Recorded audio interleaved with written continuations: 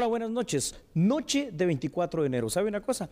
Dentro de 8 días termina este primer mes. Sandy, muy buenas noches. Bienvenida a La Medida.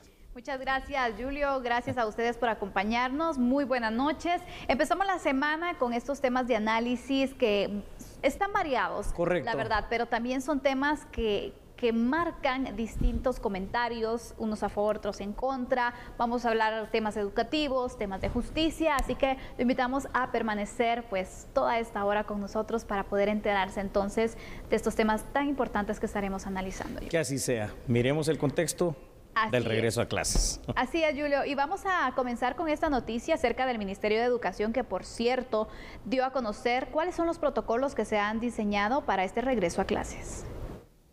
Recuerde que hay todo un proceso de sensibilización en función de que hay una corresponsabilidad por parte de los directores, sensibilizar también a los estudiantes, sensibilizar a los padres de familia con el uso de las mascarillas y sí hay todo un sistema de monitoreo para verificar el trabajo que se está realizando a nivel de centros educativos, pero creo que ahí es importante que cada uno de nosotros nos hagamos responsables, tanto padres de familia como los directores a nivel escolar, en función de que hagamos un trabajo de manera conjunta para cuidarnos todos.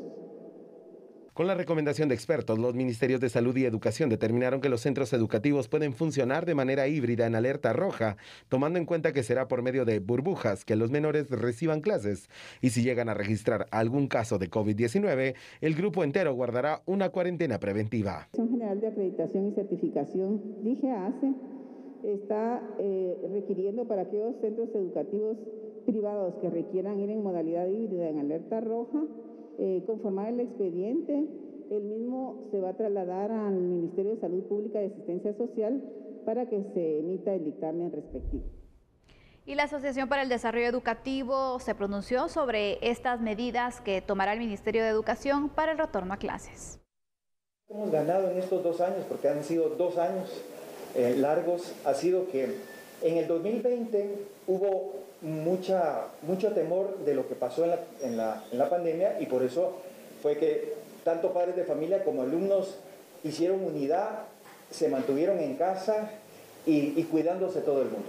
Pero hay que decir que en el año 2021 muchos padres de familia han tenido que regresar a trabajar presencialmente por la necesidad del trabajo, y ha habido más necesidad de la supervisión de los hijos. Y creo que ahí es donde eso se compaginó positivamente con que los hijos pudieran regresar de manera paulatina cuando teníamos el alerta naranja. ¿Qué es lo que ha pasado ahora? Y es que hemos determinado que los alumnos necesitan estabilidad. Y estabilidad es tener la certeza a quienes les son autorizados por parte de sus padres de que puedan tener clases presenciales de manera, repito, estable, constante, y eso facilita y mejora mucho los aprendizajes de la comunidad educativa. Ya hay suficiente cultura de responsabilidad de los centros educativos para saber que tenemos que cuidarnos todos, y con esa experiencia estoy seguro que vamos a manejar ahora en esta nueva modalidad de presencialidad estable, ¿verdad? Y cuidando todos los aforos y todas las normas que nos dicten las autoridades. Hicimos censos con los padres de familia para preguntarles y poder planificar cómo podríamos regresar a clases, y ha sido cerca de entre un 80 y 90% de padres de familia que nos han dicho queremos que nuestros hijos regresen, y cuando hemos podido hacerlo los niños están felices en el colegio. Hagamos el análisis y por favor todos tranquilos y no se me vayan a asustar ni a escandalizar. Fíjate, Sandy, cómo está esta situación. Apartamos, 2020, empieza la pandemia aquí en Guatemala. De marzo al final del año del ciclo escolar, en casa los alumnos. 2021, prácticamente todo el año en casa. A ver, está bien, hagamos una situación. Ya los niños necesitan ir a clases y lo necesitan por muchas razones. Así es. Para poder adquirir algunas habilidades sociales, para poder precisamente desenvolverse dentro de un grupo. Al final de cuentas somos seres gregarios, interactuar, aprender también de mejor manera. Hay cosas, Sandy, sobre todo los más pequeños, bueno, y todos, que no se puede transmitir a través de una pantalla por mucho que tengas la tecnología. Aparte de eso, se están perdiendo esas habilidades sociales, esas habilidades lúdicas y por supuesto, al final de cuentas, hablemos también claro lo que es.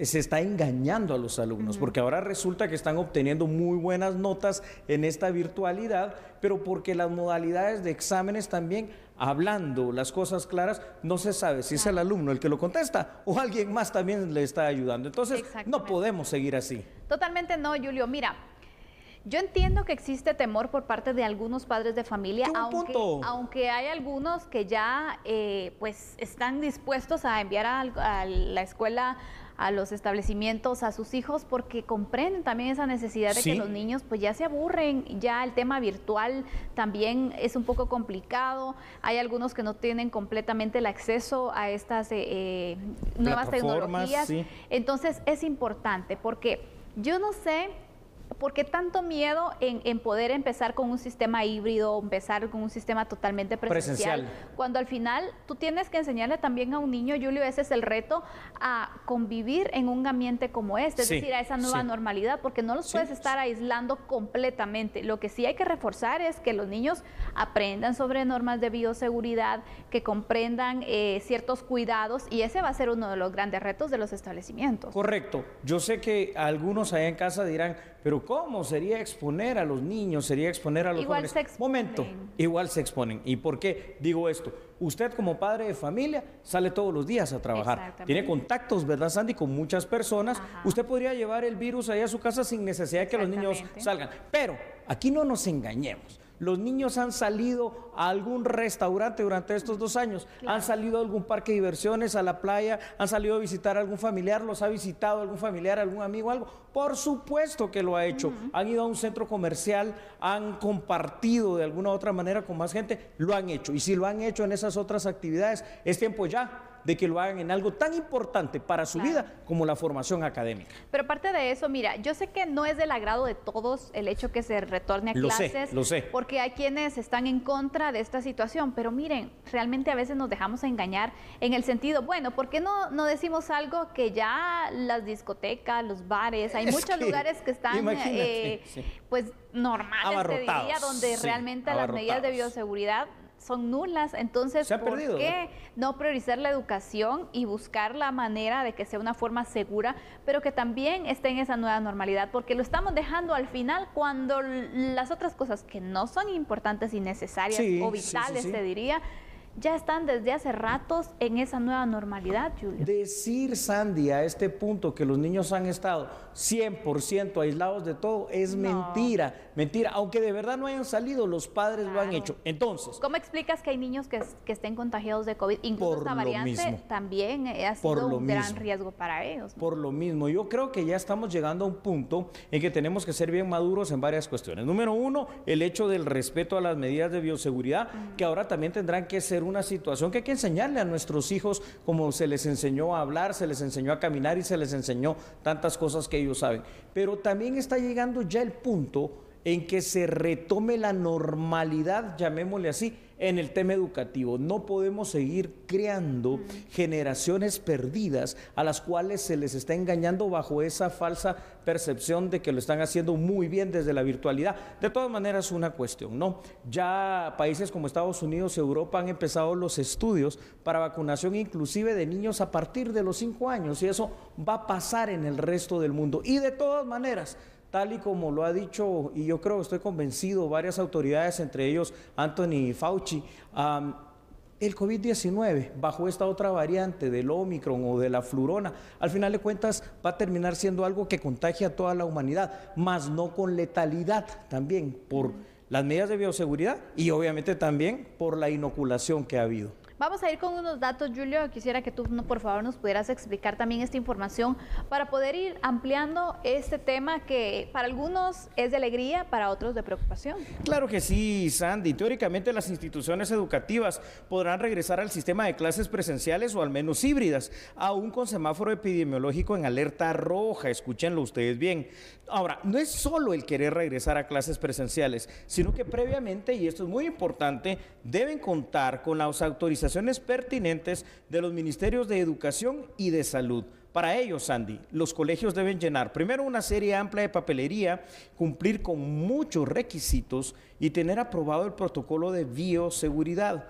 Posteriormente a ello, las autoridades educativas y de salud harán una visita para poder verificar las condiciones y finalmente otorgarán el permiso para el regreso a clases. Aquí quiero decir algo, fíjate Sandy, y esto es dramático, es decir, una cosa es la que dicen las autoridades que pueden regresar aún en la alerta del semáforo epidemiológico en rojo, pero otra cosa es lo que ha pasado en el plano real. Conozco muchos casos de supervisores educativos que aunque tuvieron esta información, no la enviaron el año pasado. ¿Y sabes por qué no la enviaron? Así se evitan precisamente la fatiga de estar tramitando todo eso, pero le están haciendo un daño a los niños, le están haciendo un daño a la educación en Guatemala. Así que por favor a trabajar, no importa si ustedes son del renglón 011, tienen que servir a la patria y en este caso a la educación de Guatemala. Sí, porque la verdad que tienen una misión muy grande dentro de nuestro país. La educación, imagínate, de los niños, de los adolescentes, no es cualquier trabajo, Julio. La verdad es de que tienen una importante labor y por lo tanto también tienen que cumplirlo. Son muchos desafíos los que vienen para los docentes, sí, son muchos desafíos que vienen para los estudiantes, para los padres de familia, pero creo que también ya es momento, Julio, que se pueda asumir también. Sí. Sabemos que queda discreción incluso el hecho de retornar completamente a clases, incluso se puede optar por un sistema híbrido.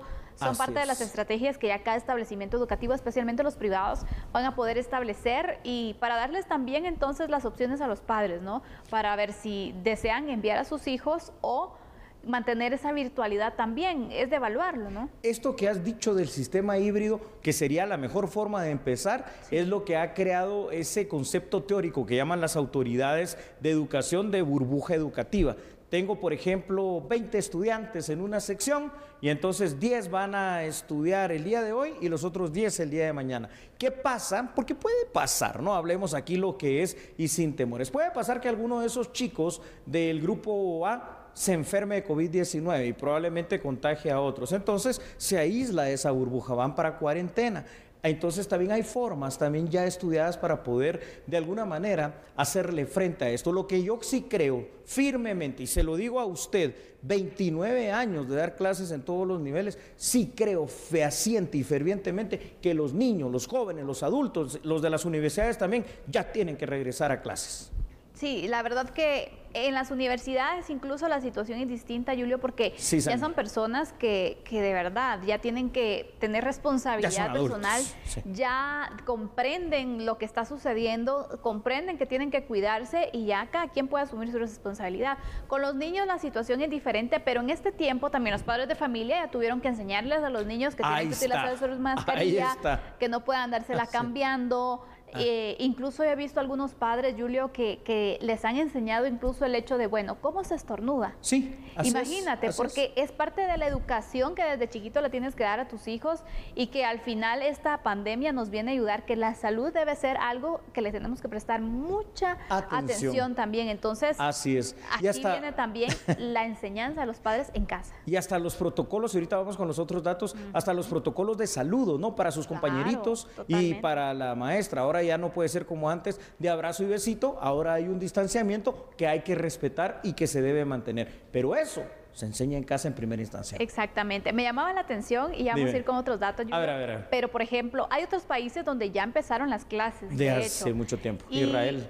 Exactamente, hay varios países. Entonces, en uno de los países asiáticos me llamaba la atención pues un video que se viralizó de una maestra que los niños pues tenían un color, ¿no? Donde decidían si era un saludo de lejos, si era un saludo de codo, si era un saludo de puño. Lo vi. Entonces, al final vemos también cómo la educación va cambiándose. El abrazo virtual. Exactamente, y va mostrando también esa forma en la que los niños van decidiendo, ¿no? Cómo prefieren tener, si quieren tener cierto contacto o mejor no. Entonces, se puede. Tiene que ser interactiva la educación ahora en tiempos de pandemia también. Eso es correcto. Vamos entonces, por favor, con otros datos, gracias a nuestra producción. Y ahí los tiene usted en pantalla. Analicémoslos, pues, por favor. Después de 2 años, y me refiero concretamente al 2020 casi completo y 2021 en su totalidad, de ausencia en las aulas escolares, ya es necesario, ya es sano que los niños y los jóvenes puedan regresar a recibir las clases de manera presencial.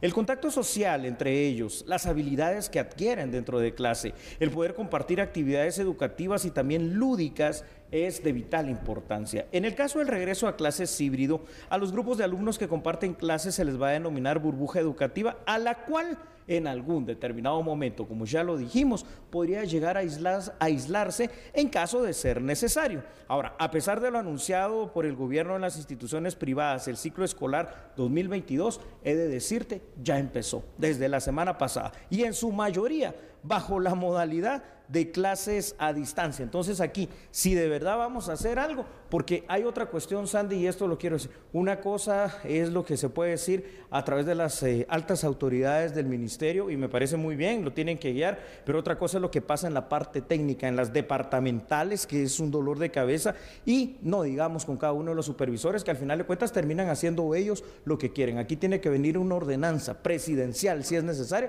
se empiezan las clases y punto, y a cuidarnos todos, ¿no? Exactamente. Mira, Julio, a mí lo que me preocupa es mucho el sistema educativo público, en el sentido sí. que hay establecimientos en los cuales también tienen distintas precariedades. Julio, lo hemos hablado aquí, hay lugares donde el agua es escasa. Entonces, ¿cómo le puedes exigir a un niño que se lave las manos? Si no hay agua. Exactamente, entonces, y a veces los insumos también no son los óptimos, adecuados, los necesarios. Sí. Entonces aquí también sabemos que se tiene que aumentar las medidas de bioseguridad. Por ejemplo, los desinfectantes, correcto, el alcohol, en gel, en líquido.